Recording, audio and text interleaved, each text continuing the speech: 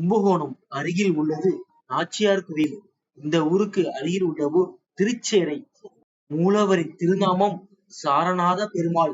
தாயாரின் திருநாமம் சாரநாயகி தாயார், பஞ்சலட்சுமி தாயார். திருச்சாரம் என புராணத்தில் குறிப்பிடப்பட்டுள்ள திருச்சேறையில் திருமங்கையாழ்வார் மங்களாசாசனம் பாடிய திருத்தலமாக திகழ்கிறது சாரநாத பெருமாள் கோயில். இந்த தலத்தில் 5 தேவியருடன் சேவை சாதிக்கிறார் பெருமாள்.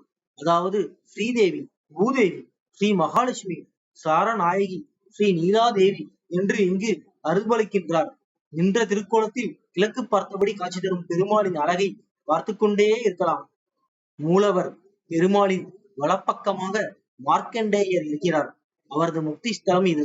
உப்பிலியப்பன் மார்க்கண்டேயரின் மகளான பூதேவியை திருமணம் செய்து கொண்டார்.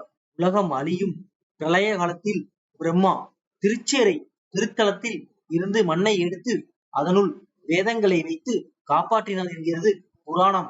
இந்த தலத்தின் மண்ணானது மிகுந்த சாரம் மிகுந்தது. ஆகவே பெருமாள் சாரநாத பெருமாள் என அழைக்கப்பட்டார். இதுவே பின்னாளில் திருச்சேறை என்றும் சாரநாத பெருமாள் என்றும் மருவியதாக சொல்கிறது ஸ்தல வரலாறு. அனைவரின் பாவங்களையும் போக்குவதால் கங்கையே உயர்வாக சொல்கிறார்கள்.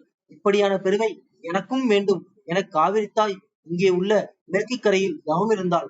இதனால் ஒரு குழந்தையின் வடிவில் காவிரி தாயிடம் வந்து அவளின் மடியில் அமர்ந்தார் பெருமாள். பின்னர் 5 தேவியருடன் கருட சேவையாற்றி அருளினார். அன்று முதல் கங்கைக்கு நிகராக காவிரியும் போற்றப்படலானார்.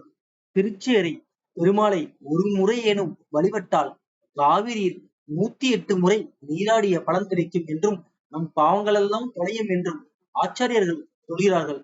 தினந்தோறும் ஒரு திருக்கோயில் உங்களுக்காக நம் தமிழ்கடவுள் யூடியூப் சேனலில். நன்றி, வணக்கம்.